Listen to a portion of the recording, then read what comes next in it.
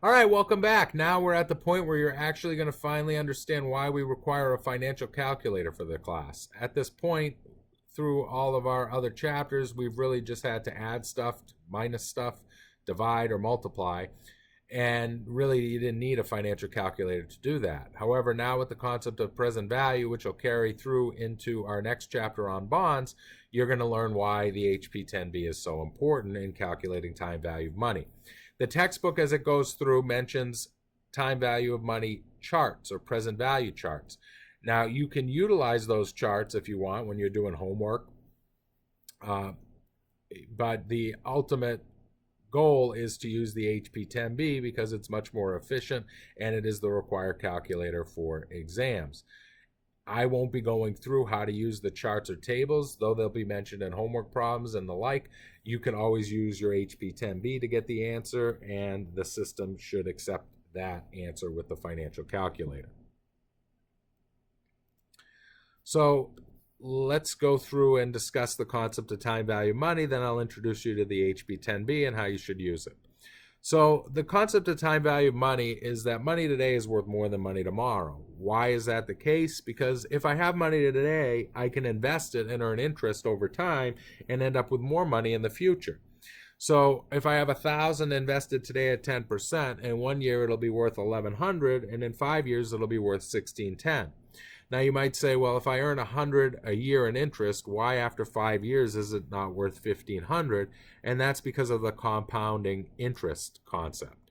So basically what that means is we earn interest upon interest, which is why it's really important if you're considering retirement at some point that you invest money as soon as you graduate into a retirement fund, or even before if you have excess money, because that's going to give a lot of years for the money to grow. It's kind of like a snowball. You start with a little snowball and then you start rolling it in the snow, and it gets bigger and bigger and bigger, faster and faster and faster. It exponentially grows, and that's what your money will do when you invest it. So if I deposit $100 today in a savings account earning 10%, how much do I have after 1 year? Well, I'd have 100 times 10% interest, which is an extra $10. So at the end, I'd have 110. Likewise, if I needed 110 in 1 year, how much do I need to deposit today in order to have the 110 I need if I'm earning 10% interest? And the answer is 100. I'd have to put in $100 today in order to have 110 in the future. So the 100 represents the present value, the value I need today, and the future value is the 110. The reason those two numbers are different is because of one thing and one thing only, and that is interest. So now let's get a little more complex. Assume that we need to make a $1,000 cash payment in 3 years at an interest rate of 10% a year. How much do I need to deposit today to have exactly $1,000 at the end of 3 years? Before we get into this problem, I think it's important that you get familiar with your HP10B. So I'm going to pause it and come back with an HP10B on the screen. All right, I'm back, and here's my HP10B. It should look just like your real world HP10B. And the first step you need to do is set it up appropriately for all of the problems that we're doing. So if I hit the down button and the clear button, you can see it says 1 payment a year on my calculator. Chances are yours says 12 payments a year. So when you hit down clear, you probably see 12, which while I was talking, I changed mine so it would show 12. That's how it's set up in default mode. So in order to fix that, the first thing you're going to want to do is press the 1 button, then the down button, then the PMT button, where it says PYR under it, payments per year. So we're setting everything up as 1 payment a year, and that's just going to make our lives a lot easier to deal with our problems, so we don't have to change that each and every time. We set it at 1, and then we change some other variables to deal with the differences in the various problems. If you want to check if you did it right, you hit the down and clear, and you'll see now my calculator says 1 payment a year. Down, clear. If yours doesn't, do it again. 1, down, PMT. Down, clear, shows me 1 payment a year. So that's the one thing you need to do to set it up. The other thing you might find useful is having more decimals, especially when you're trying to round on a problem and your answer is coming out different than what the options are.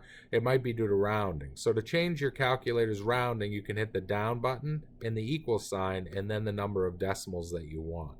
Again, down equals and the number of decimals. I like 5, so I'm going to change mine to 5. That's all you need to do for calculator setup. Now that that is set up, we're good to go. And what we're going to do to calculate any time value of money question is deal with the top row on our calculator. N represents the number of periods. I is our annual interest rate. PV stands for present value. PMT stands for payment, which is a payment amount that is similar each and every period. We'll talk more about that in a bit. And FV is our future value. So we're going to want to be defining those variables for each of these problems so we can solve them with our calculator. With that said, let's return back to our PowerPoint. And the question says I want to have $1,000 at the end of 3 years at 10% interest. How much do I need to invest today? So looking at the top row of your calculator, we'll start with N. N is the number of periods, and in this case, it would be 3 because I have 3 years. I is the interest rate, it's 10. And when you enter I into the calculator, you're going to enter it in as the percentage 10 as opposed to the decimal equivalent, which would be 0.1. Again, you're going to enter it in as the percentage of 10. PV is what I'm looking for, so that's a question mark. PMT, there aren't any payments being made each period, so that would be 0 for this problem. And FV would be 1,000, the amount I want in the future. So now to enter that into my calculator, let's bring it back up. We're going to press the number and then the variable. So the first thing I'm going to do is clear it, make sure I still have one payment a year, and then I'm going to hit the number and the variable I want. So 3, then I hit N. 10, then I. PV I'm going to solve for, so I skip that variable. 0 I put in for PMT, and then 1,000 I put in for FV. Now I can hit the variable I want to solve for, PV, and I get my answer, 751. So 751 is the amount that I would need to invest today in order to make this happen. Now you'll notice in my HP 10B that I got 751.31, and the amount in the PowerPoint is exactly the same. That won't always be the case because using the present value tables, the rounding could result in a slightly different answer, but in this case it didn't. So note that if your answer in your calculator is slightly different than a multiple choice answer, it's okay. It just means that it's a rounding issue. I'm going to go through quizzes and exams to make sure that the answer that you get out of your calculator corresponds with the answer on any multiple choice quiz or exam. So if you use your calculator, you shouldn't have any issue. But on some of the practice problems we may find that our answer in our calculator is slightly different than using the tables. I'm not going to explain how to use the tables, though I left the information on the slide for you. If you want to learn how to use time value money tables, frankly, it's a pain in the ass compared to just using your lovely HP 10B. So I highly recommend you use the HP 10B. You may also have noticed in our calculator, which I've now lost, that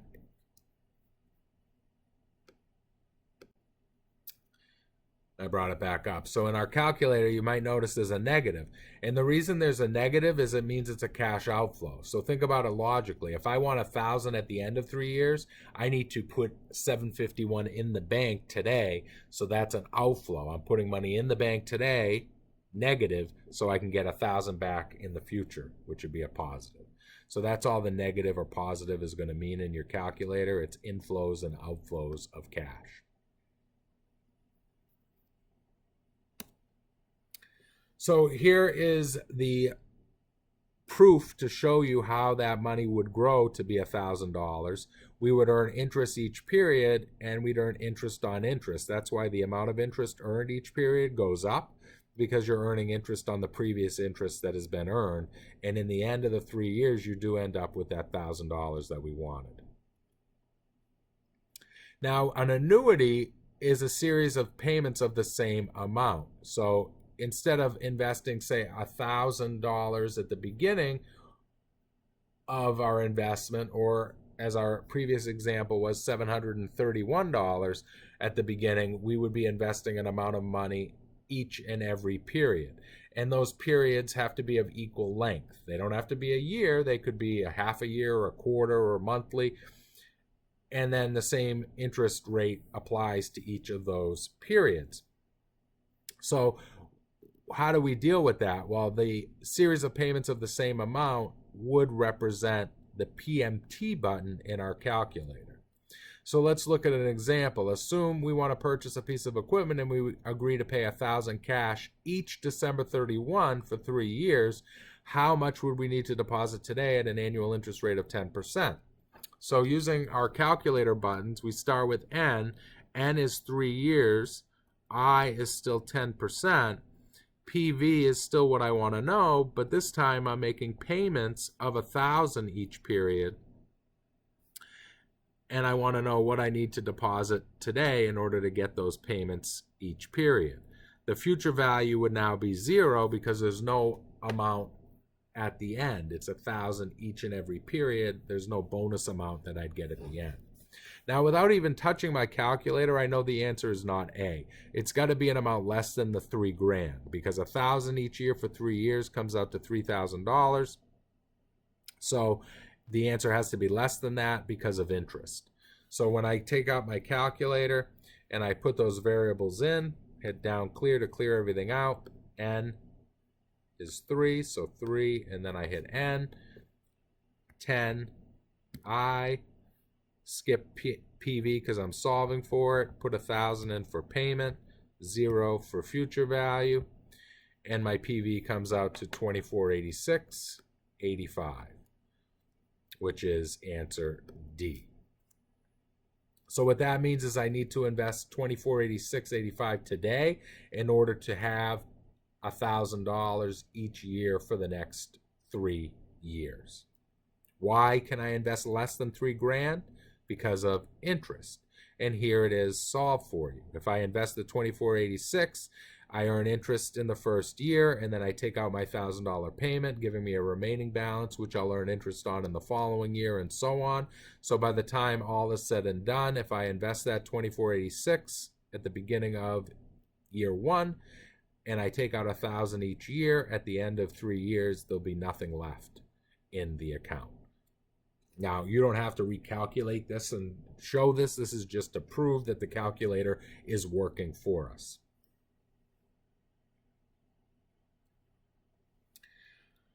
So how does this apply in the real world? Well, just the other day I was watching America's Got Talent, and it tells you you're going to earn $1 million. And then in the fine print it says, and I can't remember, so you'd have to Google it to find out, if it's 50 years or 40 years, but you get the money over either 50 or 40 years. Let's assume it's 40 years. That means that the winner, the millionaire, is only getting $25,000 a year. Well, that doesn't make me feel very rich. Not that if somebody came up to me and said, hey, you want 25 grand a year, I'd say no, but I mean, I'm not a millionaire really. And in fact, the present value of that at 8% is only $298,000. How would you figure that out? Well, N would be the number of periods, in this case 40.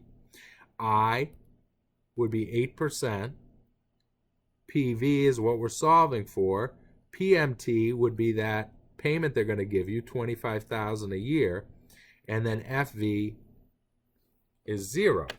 So though they're giving us $1 million, which is 25,000 times 40, it's really not worth that much. So if we do our little calculation, we should get that 298 that the book tells us it's worth. So again, 40 for N, 8 for I, 25,000 for my payment, 0 for the future value, and PV is 298.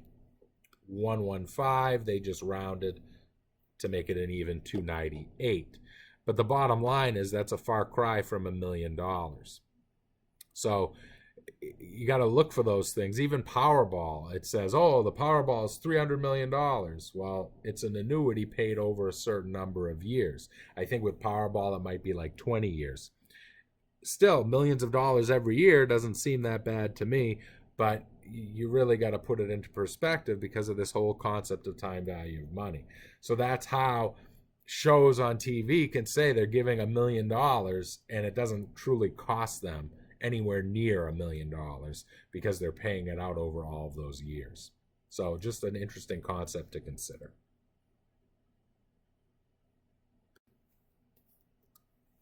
Before we move on to some textbook examples of how to use time value of money in accounting practice, I want to go through some examples of how you would use it as an individual. So let's say you want to purchase a car. And as I say this, I was going to write it, but it's probably going to be easier for me to type it. And like magic, there are now questions on the screen. So you want to purchase a car that costs $50,000. The interest rate on the loan is 4%. The loan term is 5 years. How much would your monthly payment be? So in all the examples that we did up to this point, the period of time was 1 year. When it's not 1 year, you have to make a couple of tweaks. So this is how we would do it. We're still going to define our variables. So our N is going to equal 5 years, but because it's monthly and there's 12 months in a year, you have to multiply that 5 years times 12 to get 60 monthly periods.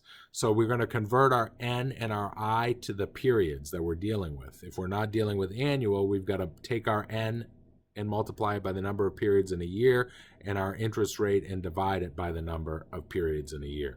So our interest rate is 4, but because it's monthly, we divide it by 12. And 4 divided by 12 is going to give us 0.333. And I'm going to show you an important way to enter that because it's 0.333 repeating, and if we don't put in enough 3s, we're going to get a different answer. So I'll show you how to eliminate any rounding. PV is the value today, and if we're buying a car, the value is today, $50,000. And then PMT is what we're looking for. We want to know what our payment is going to be. And then FV is the amount we owe at the end. And after you make all your payments on your car, you owe nothing at the end. So FV would be 0. So let's enter that into our calculator.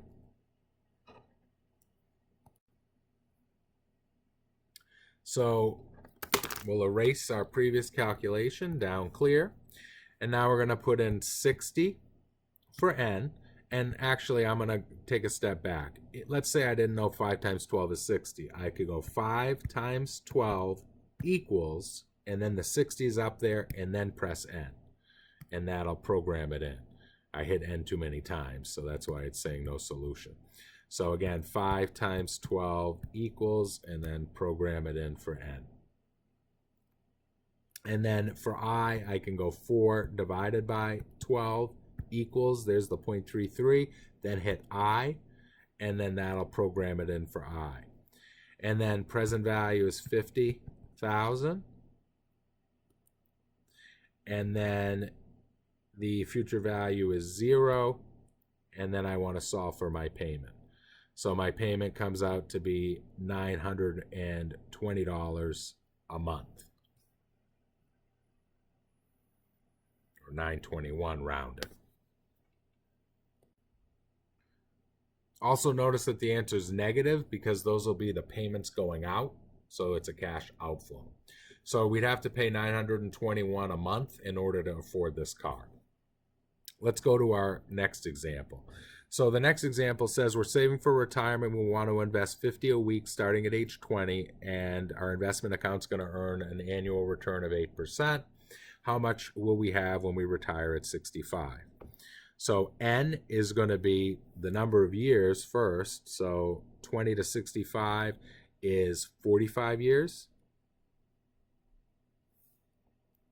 But we're making weekly investments of $50. So there's 52 weeks in a year. So 45 times 52 would be the number of periods, which is 2340.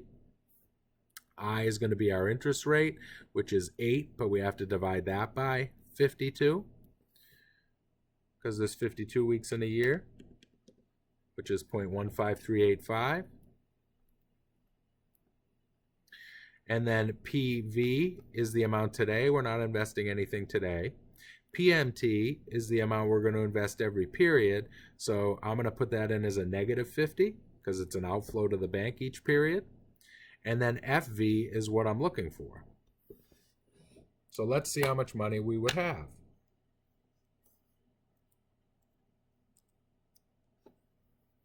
So we'll clear out our calculator. And we're going to go 45 times 52 equals, there's the 2340 for N. Then our I is going to be 8 divided by 52 equals, put that in for I. And then 0 is my PV. 50, here's the negative positive sign on your calculator. To change it to negative is my payment. And then I'm going to hit FV and see what I'm going to have. Look at that. So when I retire, if I put in 50 bucks a week, I'm going to end up with $1,153,657. So I will be a millionaire if I invest $50 a week every week until I'm 65. Now, let me show you something else that's interesting. $50 a week times 2340 weeks, I'm only putting in $117,000. That's the amount I'm investing, but it's going to be worth over $1 million when I retire. Why? Because of that beautiful, beautiful compounded interest. So this HP 10B calculator and the concept of time value money can be very practical in the real world, figuring out car payments, figuring out mortgage payments, figuring out how much I need to invest in order to be a millionaire, or like we did it, figuring out how much money I would have given a certain level of investment each week. So the bottom line is you really need to understand these concepts of time value money, not just for accounting, but for your life in the real world. Don't forget, your N and your I need to be modified if we're not dealing with annual periods. So in our first example, we were dealing with monthly, so we had to modify it, with 12 months in a year. And for the second example, we did weekly, so we modified with 52 weeks in a year. That's extremely important.